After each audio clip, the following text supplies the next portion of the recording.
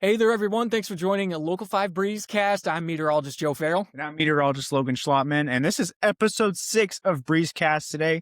And it's going to be a fun-filled one as we have a big forecast of record high heat and some other stuff that will be entering the Iowa area very soon. But overall, just a fun forecast, I will say to have. Oh, yeah, very fun forecast. A lot has happened. This episode's coming to you just a couple of days late just because of a scheduling stuff that's been going on lately for us on our weather team. So we've got a lot to talk about since a few extra days since our last episode last week. So a lot to discuss. But Logan, I think it's a good time to get people into the trivia question. What do you think? I think it's a great time. Better late than never, Better late than on the never. episode here, buddy. Let's get it. Let's do it. So the trivia question today is, what is the most tornadoes that the state of Iowa has seen in a single day? And a bonus point if you can guess which month that this happened in. So answer A, 125, B, 63, C, 51, or D, 103. Let's hope some people get the bonus point here for today. Yes, I am hoping that someone gets the bonus point because it's not what you would expect. That's the only little hint that I'll kind of throw everyone's way there. So there's a trivia question. Lock it in. We will get back to the answer at the end of our show. So let's get into the viewer questions. And the first one is going to be asked by John Lee. And John Lee asks, how can it rain on one side of town while the other side of town is dry? So, great question there. You want to answer that one, Joe? Yeah, I can take this one. So, sometimes thunderstorms that develop can be very, very small. I mean, I can remember several different times, both, living in all the different places that I've lived in the past, including Atlanta, where I go on the radar app and I just kind of take the little measuring device, and sometimes those thunderstorms are only 1.5 miles, 2 miles across. So that is the exact way that these thunderstorms can be just so small that one side of town gets rain, one side doesn't. Yeah, definitely agree with you, Joe. I think that's a great way to put it there. Great question there, John Lee. Yeah, thank you, John, for that question. And now let's get into the second viewer question, which is going to come from, his name is Rob, and the way you pronounce this last name is Turca, Trca. So Rob asks, we know the negatives about climate change, but are there any positives to it? I think this is a wonderful question. Logan, do you have any thoughts? I might have to think about that one for a little bit. I'm trying to think of positives or some stuff that we've seen because, deforestation, that increases those temperatures there, but it also decreases your precipitation you get. I think that's very seen and very evident in your tropical places like the Amazon. But I'm trying to think on a positive note for stuff that we've seen. It's an interesting kind of, even for us as meteorologists, it's an interesting kind of critical thinking type of question to ask. And I guess the one that comes to mind for me is, locations that have very rich farmland, like the upper Midwest, for example, having more growing days and the growing season being a little bit longer. So then you have the ability to grow food, plants, whatever it may be, for a longer period of time, just because temperatures with climate change are rising. And so that is just one positive that I can think of. I think, Logan, and give me your thoughts on what I'm about to say here too. I think this is one of those things where we are still kind of, as meteorologists and climate scientists, we are still just scratching the surface on what the true power that climate change has. And so because we're just scratching the surface on the subject, I think it's still going to take some time before we can maybe find different ways to kind of try to harness the kind of what comes along with climate change. And, of course, more heat means more energy. Maybe down the line, we find a way to harness that, extra heat energy that climate change creates. That's kind of another thing that's on my mind when it comes to this question.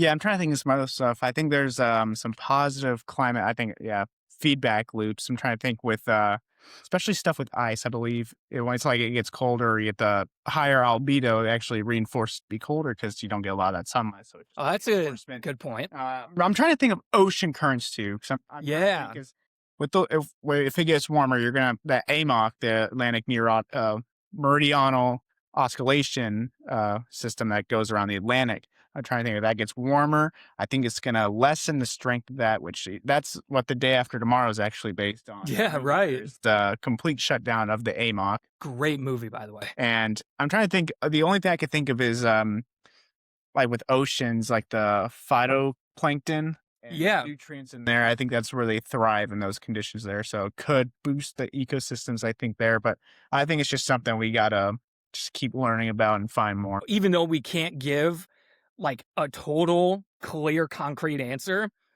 we just have to keep learning. We just have to keep learning about these different things. So yeah, great couple of set of questions today. And with that, hey, let's dive into this forecast, which is it's pretty loaded. I only say that because of how much has happened since our last show, Logan. Yeah. We have had a lot going on.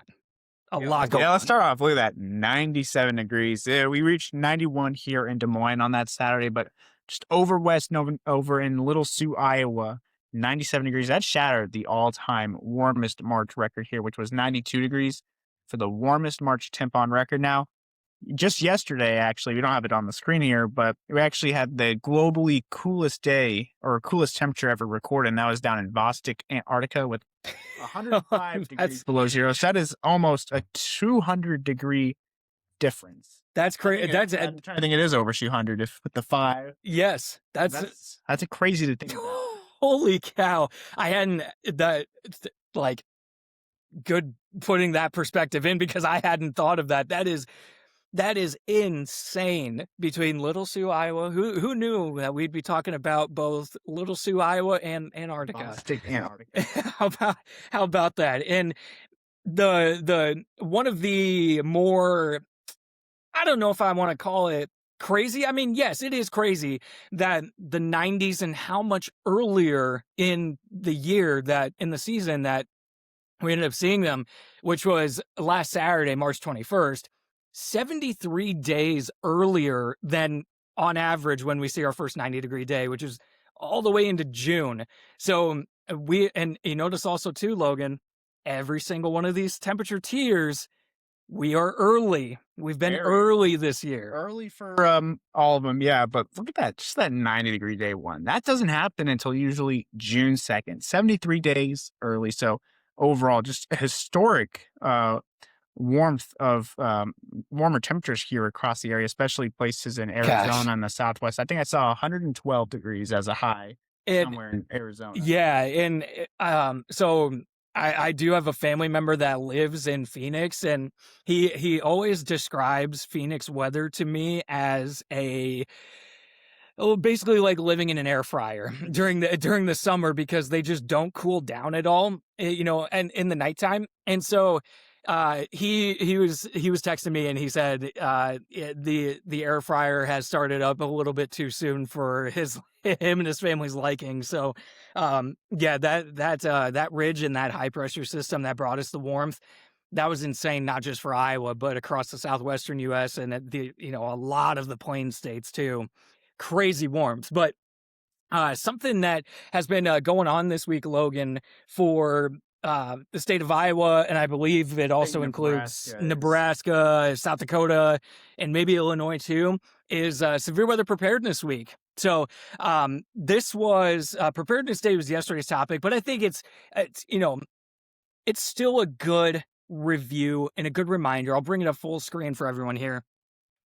This is just all the different kinds of severe weather that we can get from severe thunderstorms. And these are just a few tips on how to remain safe from each one of them. Now, Logan, is there any specific one that you kind of want to add a little bit more to out of all of these? I would say it's flash flooding. Now, a lot of people just think how dangerous the flash flooding is. I think what is it? 6 inches can sweep you off your feet.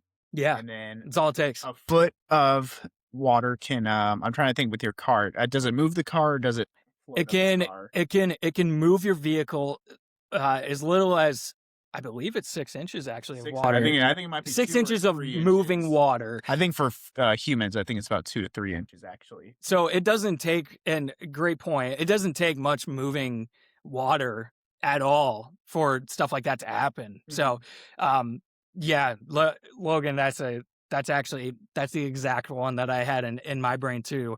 And I think flash flooding, just one other thing I'll say, never drive through flooded roadways, please. Please don't do it. Especially, not just if the water is moving, but even if that water is still, it's so hard to, discern how heavy, or not how heavy, how deep that water is. Yeah, they have a great saying: "Turn around, don't drown." I think that is one of the best things. That I think it's a great motto for flash flooding. For sure, and I go back to a situation that happened while I was in mid-Missouri. We ended up seeing in one morning. Now this was in about 8-hour span. We ended up seeing across parts of mid-Missouri, like 8 to 12 inches of rain in an 8-hour time frame. Yeah. And there was flash flooding that was going on across many roadways in Columbia, Missouri, which has the University of Missouri, if you don't know. And there was one particular spot that was lower lying. The water was rushing across the road. And I'm not joking, during the morning show, which ran from 4:30 to 7 while we were on air, 6 different vehicles all got stalled out, flooded out in the same intersection in that one time frame. It was trucks. It was a Prius. It was like a Toyota Corolla, and it was an SUV. So basically my point is, I don't care if you have a massive truck and a lift kit. You still don't want to do it because water is very powerful. That's my last point on that. But Logan, this is a look at, forecast high temperatures for Friday of this week. That's quite a contrast from what we have been seeing. You can see right below me on your screen here, the forecast for the day of our recording, which is Thursday, in the high temperatures. This is a lot different for Friday. On that cooler, and thanks to that cold front, but I mean, look at the range of temperatures across the area too. I mean, 102 in Phoenix and then 33 over in Buffalo, almost a 70-degree difference just across the United States. But overall, it's still going to be pretty warm for those southern states. 82 in Miami, 87 in Orlando, almost 90 in Houston on the warmer. But then we're starting to see those cooler temperatures or more seasonable come back to the area. You can probably tell where that cold front is really going to work its way through. I mean, 55 in St. Louis and then 71 up over in Nashville. Here in Des Moines, 49 degrees, and around the similar areas too, 54 in North Platte. But overall, a very warm day for those southern states, but a very cold day for that Great Lake region and, parts of New York that always seem just to get cool temperatures there. Yeah, and another one that kind of stands out to me on this is Lubbock, Texas, 55. That's a wild difference. You go down to San Antonio, 90 still. So yeah, just the evidence of that cold front, just like Logan said. Now, this is something that Logan, we haven't shown in in any of our shows yet, but I noticed this yesterday looking at this map. That is a massive chunk of the country that is technically in a drought of some kind. That's wild. Yeah, especially for those parts of southern Georgia. Florida, I think, was in a state of emergency for there's drought, but I mean, they had a big fire going on in the Everglades too. So parts of Colorado, I think they had water restrictions come into place. Same thing for Nebraska. I think the new drought monitor that came out today actually bumped up a lot of the extreme places for here. And I mean, it's just the pattern we have been seeing. We have had a ridge that brought in those warm temperatures, and we get those ridges. You're just going to keep having that high pressure. You're going to have no chances for rain to form across the area, and those heat domes persist for several days. It's not just getting a lot of rain there, and we're seeing the beginning of another heat dome. Not a heat dome, but still a ridge of high pressure right across the same area. And we're going to be seeing another one of those coming up here in the future. So I mean, we just have these persistent ridges that are not bringing precipitation into the area, but that could be also becoming a change here in the next couple of days, at least for the Great Lakes and parts of Missouri should be getting some rain, but still over in Southwest, Man. not enough of rain. But we're going to be seeing a bell curve here for the temperatures. I mean, roller coaster, Friday man. and Thursday, we're seeing those below average temperatures. But look at that. The peak of the day is going to be that Monday with an 28 degrees above average for this time of year. But overall, we're looking to be on more cooler start to the weekend. But overall, it's going to be a pretty nice warm start for the beginning of the week. No, very nice. And, coming up in just a couple of graphics here, we can kind of explain just, why you see and why we have gone through just a roller coaster of temperatures. And after just, kind of taking a look at things hour by hour for Friday this is, specifically for central Iowa. I mean, just a massive change. Going from the 70s, we had locations getting to 80 degrees yesterday on Wednesday, and that cold front just more evidence of it. I mean, geez, Logan, 70s to the 40s, and then as we saw that graphic before, back to the 70s and 80s. It's just constantly up and down. And Logan, you mentioned the ridge. It's one of those situations where the ridge brings us the warmth, and then we have the cool. But take a look at this. Boom. Back into it with those warmer temperatures across the Southwest. And it's gonna trickle its way into Iowa. We're gonna be seeing those 80s. This is a pretty evident one, I believe, too. But even if we go back on, we're gonna start seeing that the ridge, not the ridge, but the trough work its way in. But overall, another very strong ridge coming back into the area, bringing in those warmer temperatures and those southerly winds that just aid in the warmth that we get here. But I mean, look at Nebraska, Kansas. Those are pretty warmer conditions there. I think they could probably be in those upper 80s into the 90s, possibly.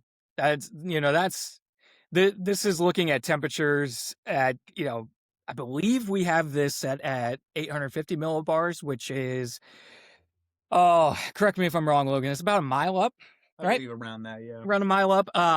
So, this is, but when we look at the above average temperatures, what you notice for Des Moines, that is the actual surface high temperature that we're expecting and then that we have forecast. But, going from the reds to the blues and the cooler air, it's, the jet stream has been anything but consistent.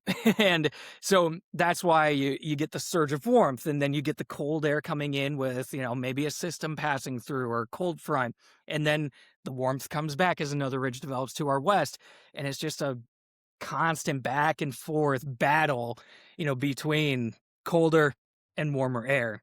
And that's why it's just been a complete roller coaster. And that cold front, Logan, it does have a chance to bring us a little bit of light rain. It's just not looking like much.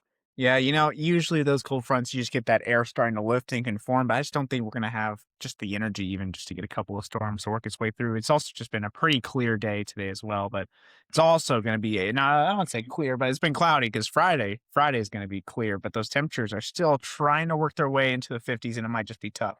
Yeah, it's here's what we've got going for us. State of Iowa, as you see in Futurecast here, not a cloud in the sky. Sunshine always helps on a chillier day, and we're getting into that time of year, Logan, now that we really can feel, even on the chillier days, we can really feel the sun's strength as we get a, more direct sun angle. So we receive a little bit more of the sun's energy, and we can, we're getting to the time of year that we can really feel that. Yeah, no, I definitely agree. But look at that Saturday, though, being back into the 60s, but it does look to be it looks to be a gusty day as well. I mean, look at those winds. Those are moving pretty fast in those conditions there. So yeah, while it might be a little bit on the warmer side getting into the 60s, it might also be a gustier day for that as well. Yeah, for sure. And, the constant ebbs and flows with temperatures, a lot of times, and doesn't happen every time, but a lot of times in the state of Iowa, that does come along with quite a bit of wind. So going into just, temperatures for maybe, your town that you're tuning in from, 40s expected for Friday, especially farther north that you go.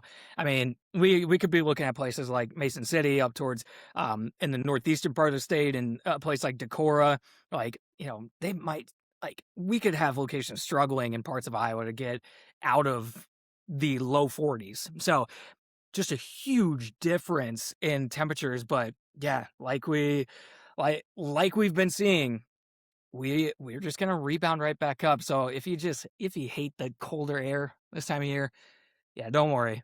It's not gonna last forever. So that's good news. And Logan, This is good news too. Yeah. yeah, this is good news for a good, as we saw, a good chunk of the country under a drought of some kind. Logan, take like looking at this, that bullseye west, it is east, excuse me, it is east of the state of Iowa, but that is a bullseye of moisture right there. Yeah, that is a lot of rain, and probably over an inch, and maybe even 2 inches over there. But at least still in the Iowa area, we are expected to receive some precipitation. Unlike the last time we did this, there was no moisture for most of the Southwest, even getting into Iowa as well. It was just completely dry. So this is a nice change, Yeah, in the pattern, especially for farmers and people that just need that rain for their crops and stuff. A nice gradient going from Sioux City all the way into Davenport.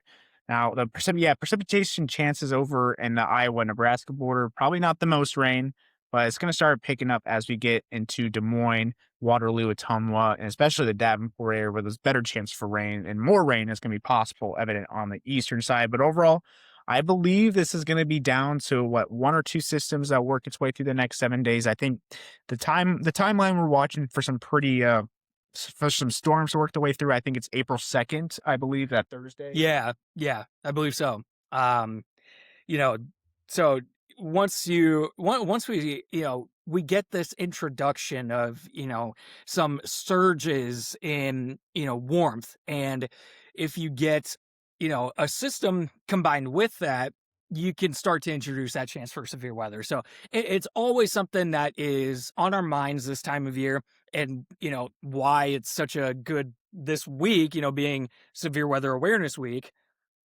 comes at a perfect time because we are heading into the most active period in terms of severe weather. But that is the answer to our trivia question. And just as a reminder, it is, what is the most tornadoes the state of Iowa has seen in a single day? And a bonus point for you if you can guess which month it happened in. Now, Logan, you're new to the state of Iowa, and you were not living in the state of Iowa when this happened, but you do know the answer.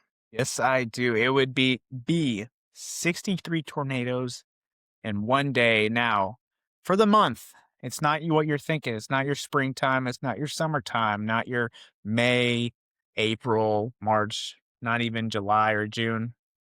You got to go all the way to the end of the year. Yeah. December. It was the pretty infamous one in 2021 in December. 63 tornadoes in one day. I remember it was pretty bad here in Nebraska too. We had those tornadoes that worked their way through. So it's a day I remember as well. Yeah, and just one of those things where it's a good reminder that tornadoes can happen at any time of year, and it is always good to be prepared in all months of the year. Just, continually updating that severe weather plan. Maybe you moved houses and you need to know, what that safe spot and safe space is going to be next time a potential tornado rolls around. December, 63 tornadoes in a day. And I may be off by one or two on this number, but I do know it was over 20. I believe it was 21 of those 63 tornadoes in Iowa on December 15th, 2021 were EF2 strength or more or greater. Absolutely crazy stat there. Insane. Yeah, absolutely insane. So kudos to you if you got that trivia question correct for one. And a bonus point. And a bonus point by picking the correct month. So, gosh, I think it's so much fun when we have a lot to talk about forecast-wise. I think it's just going to pick up from here as we head into these pretty busy severe weather months. Trying to do our best to forecast for you, give you a little extended depth on what we see here instead of just what you locally just see on TV or even in our weather apps. Yeah. Just a little bit of a breakdown for what we can give. Yeah, exactly. And, this is a great avenue for us to go more in depth with you at home, more in depth than what we are able to do in a, simple, 2.5 to 3 minute segment that we do in our newscasts for, our main weather hits. So, these are always so much fun. Thank you all so much for tuning in to Local 5 BreezeCast episode number 6. We are signing off. I'm meteorologist Joe Farrell. I'm Logan Schlautman. And we will see you again next week. In the meantime, take care and enjoy the nice days as they come around.